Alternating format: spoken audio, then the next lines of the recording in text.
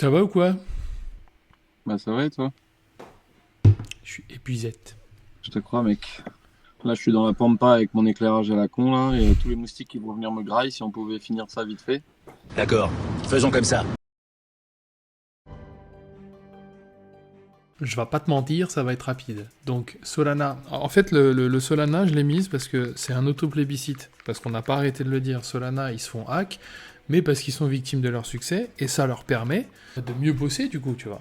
Un des créateurs de Solana qui parle et qui dit qu'il faut pas s'inquiéter. Ouais, et qu'il faut pas s'inquiéter parce que même le Bitcoin a eu ses failles, et que ça ne peut qu'améliorer la blockchain en vrai, tu vois. Ah, il est gonflé déjà de parler de Bitcoin, à sa place je fermerai ma gueule un peu. Mais oui, au-delà de ça, il est en train de nous dire que c'est la rançon du succès de Solana quoi. Donc plus il y a d'utilisateurs, plus il y a de risques et forcément ils vont s'améliorer et voilà quoi. En gros, c'est ça. Après, je partage un peu son avis. Je pense que lui, il prêche aussi pour sa paroisse, mais je partage son avis parce que mine 2, ça a été, entre guillemets, un Ethereum killer, le truc. Et je pense qu'ils n'ont pas su gérer ce qui leur est arrivé, tu vois. Mais si ça Non, peut, c'est pas faux, c'est pas faux.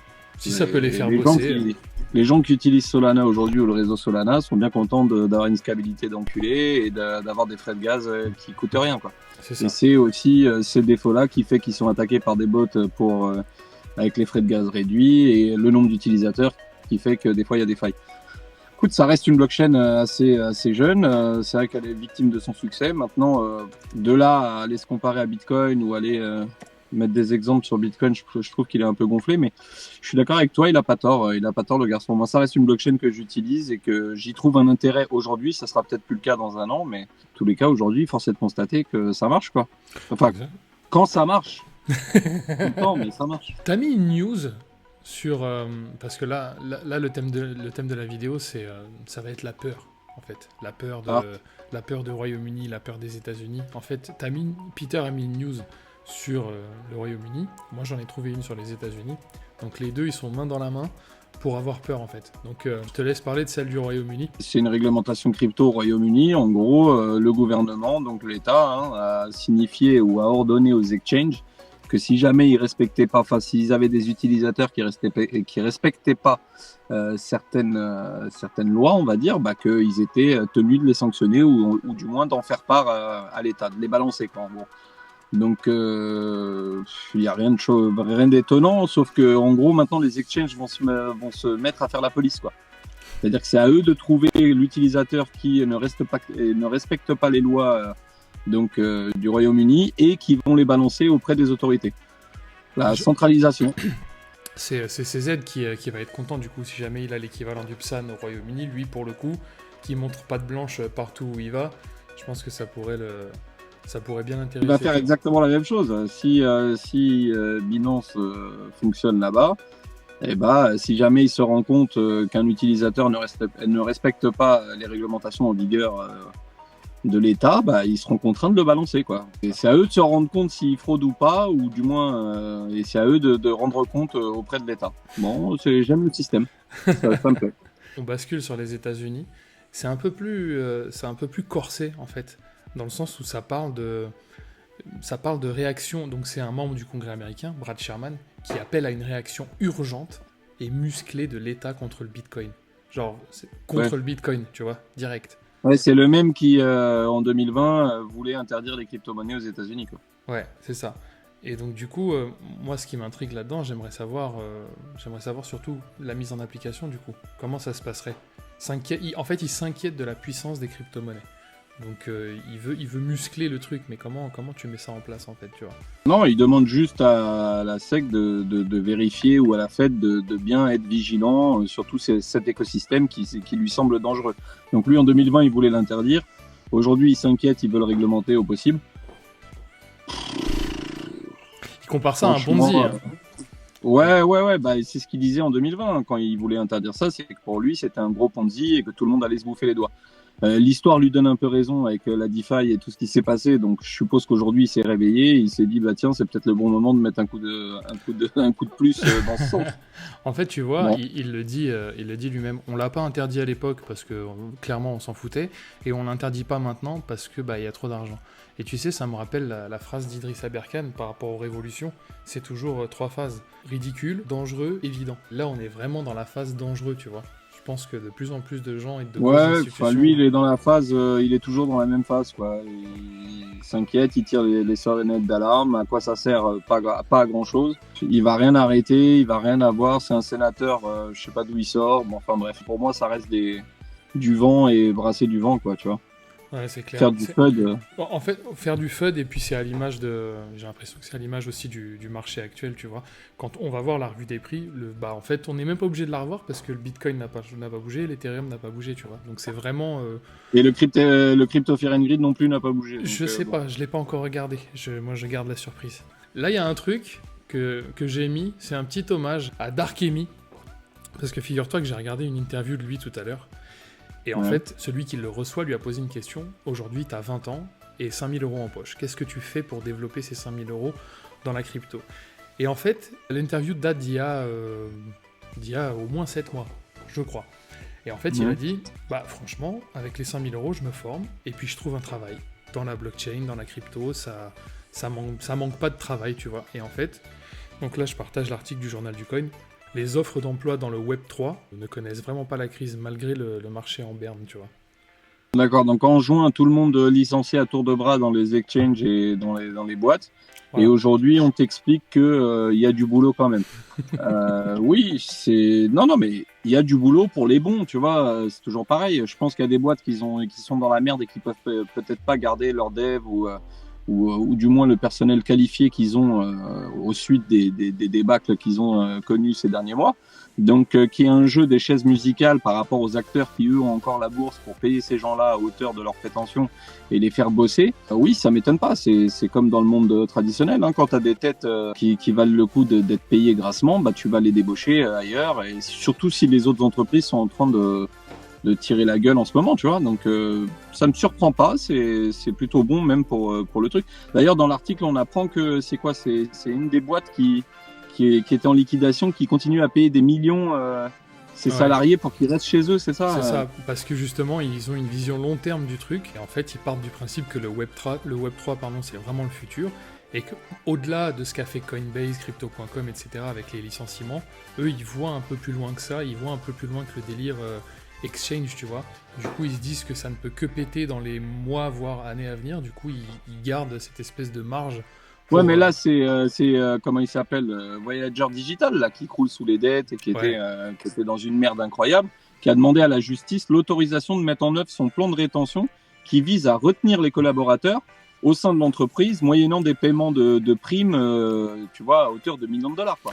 C'est-à-dire que les mecs ont des dettes de folie, mais ils continuent à mettre des millions pour garder justement cette force vive de l'entreprise et continuer finalement à essayer d'exercer, quoi. Parce qu'ils sont vraiment persuadés du truc. Ça me rappelle ceux qui prenaient qui tapaient des chromes pour acheter du bitcoin, tu vois. Les mecs, ils y croient tellement qu'ils savent que c'est amené à péter, du coup disons que s'ils perdent leur force vive, qui sont leurs salariés comme ça, qu'est-ce qu'il leur reste?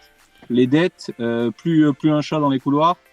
Ça sentirait la défaite de malade. Donc autant mettre ce qui te reste de pognon pour essayer de garder ta force vive et essayer de remonter la pente. Bon, je sais pas si ça sera le cas de Voyageur Digital, mais en attendant, on apprend ça dans l'article. Toujours intéressant de savoir. Ils voient loin, donc en fait, ils se disent aussi que s'ils ne les gardent pas, je pense qu'ils iront du coup, les employés iront chez un autre concurrent ou quoi que ce soit pour profiter justement c'est une certitude, du futur bull run, tu vois, c'est ça. C'est une certitude, hein, quand ta boîte elle est dans la merde et qu'elle a déjà du mal à te verser ton salaire, c'est sûr que s'il y en a d'autres qui te font les yeux doux avec de meilleurs moyens et de meilleures perspectives, je vois pas un salarié rester alors qu'il n'a pas la garantie de l'emploi ou du salaire, quoi. C'est clair. Toujours compliqué, quoi. On va passer au prix du coup quand même, hein. On reste des pros, on a un BTC à 19 752, un ETH à 1588, donc vraiment rien de nouveau. Le BNB qui résiste, hein, entre 273 et 278, tu vois, il fait ses petites mèches. Donc c'est vraiment, ça reste honnête. Franchement, je suis le premier à trouver ça un peu, un peu morose, tu vois. On s'emmerde pour l'instant, c'est tout. C'est de ouf. Il n'y a pas grand-chose à dire, hein. On s'emmerde, ça bouge pas beaucoup. Je disais hier, on attend The Merge pour que ça bouge un petit peu, ou je ne sais quelle autre catastrophe pour que ça bouge, mais en tout cas, on veut de l'action. C'est ça. Mais tu vois, ce qu'on a montré hier, là, les évolutions de prix de 1,5%, 2%, en fait, aujourd'hui, c'est pareil, mais dans l'autre sens. Voilà. Donc ça perd 1,5%, jusqu'à 3%. Et il y a l'Ethereum classique qui aujourd'hui a quand même pris 12%. Tu viens de parler du merge. Est-ce qu'il y a un rapport de cause à effet? Je sais pas. Mais je vois pas le rapport, mais enfin bon, s'il y en a qui le voient, et pourquoi pas, hein, je veux dire, on connaît pas tout. Hein, donc... Moi, tout à l'heure, j'ai reçu l'alerte de Xavier sur IVT en disant ETC est en train d'essayer de faire un truc. Je fais ce que j'ai à faire, et 5 minutes plus tard, je vois une mèche mais gigantesque en 15 minutes. Et puis le truc, il a continué de monter. Il était à 31 quand il a balancé l'alerte, et là il est à 36. Donc, en tout cas, c'est cool qu'ils essaient de faire quelque chose, quoi. Apparemment. Bientôt, ok, pourquoi pas. Bientôt, vous verrez le retour du spectre Ethereum classique. Ne vous inquiétez pas. Ouais. Après le Bitcoin Cash. Je vais rafraîchir, du coup, le Crypto Current Grid. Il est à 23. On est au-dessus d'hier. Hier, il était à 20. Donc, tu vois. Pourquoi peut-être l'Ethereum classique, peut-être l'Ethereum qui a résisté aujourd'hui, franchement j'en sais rien. Donc il est peut-être que si ça bouge pas, c'est une bonne nouvelle. Il prend ça pour une bonne nouvelle, il se dit bon, ça bouge pas trop, donc quelque part c'est pas mauvais, donc on va prendre 3 petits points, on verra demain qu'est-ce qui se passe. Parce que demain on est le 6 et le début du merge ça se dit entre le 6 et le 15. Donc je pense que ça parle de Bellatrix, ça parle de merge, ça parle de beaucoup de choses. On va attendre de voir et on commentera gentiment ce qu'il en est. Mais pour le moment, c'est encore un peu flou. Il est temps de se dire au revoir sur cette courte mais dense vidéo, riche en infos. On va sur riche en émotions. Riche en émotions. C'est pas de notre faute s'il se passe pas grand chose. En même temps, je vais pas vous inventer des conneries pour vous faire plaisir, les gars. Donc moi, je commente ce qui se passe, mais il se passe pas grand chose. Donc bon. Tu dis un vrai truc parce que c'est vrai que donc ce qu'il faut savoir, les amis, c'est que nous, la veille ou le jour même, on agrémente un dossier commun sur les infos qu'on estime pertinentes. Et c'est vrai que ces 2 dernières semaines, c'est pas évident à trouver les infos. Donc on essaie de vous donner le meilleur de l'info. Mais c'est vrai que là, en ce moment, c'est chaud. Quand tu sors une info, c'est que tu as envie d'en discuter en général. Et c'est vrai qu'en ce moment, il y a des infos, mais de là à en faire des tirades, compliqué, quoi. Donc, on n'est pas assez. Il faut qu'on fasse des infos un peu plus putaclic. Des infos sur Hermès qui accepte les NFT, le paiement en crypto, on va appeler Morandini pour voir s'il n'a pas une ou deux influenceuses. Non, écoute, il se passe pas grand-chose. On suit l'actualité. On est là tous les jours. On sera là encore demain. Mais bon, ça reste calme, quoi. Si cette vidéo vous a plu, les amis, vous n'hésitez pas, comme d'hab, tac. Un petit commentaire, un petit like. Bonjour, un petit salut, comment ça va? Et vous savez qu'on répond, donc n'hésitez pas. On n'oublie pas le giveaway, mais on va peut-être attendre le retour de Moïd. On a pris les photos, on a listé un petit peu tout ce qu'il y avait. Ça fait pas mal de petits cadeaux à offrir. Mais je pense qu'on va attendre le retour de Moïd d'ici moins d'une dizaine de jours pour vous faire péter ça sur la chaîne. Donc voilà, soyez attentifs, Peter ça arrive. A pris une superbe photo de tous les objets qu'on va vous offrir. Je vais vous la mettre juste là. Et magnifique. Et on vous fera... il en manque encore. Il y en avait dans le sac de Moïd que j'ai pas eu le temps de prendre en photo, mais... ça vous fera la petite surprise quand ça arrive. Les amis, je vous dis à demain. Portez-vous bien. Bonne journée à tous. À demain. Salut l'équipe. Salut la team. Je vais essayer de faire un zoom sur la patate de forain que tu mets au moustique. Ah, j'en mets 2-3 même. Parce que il passe devant moi le bâtard.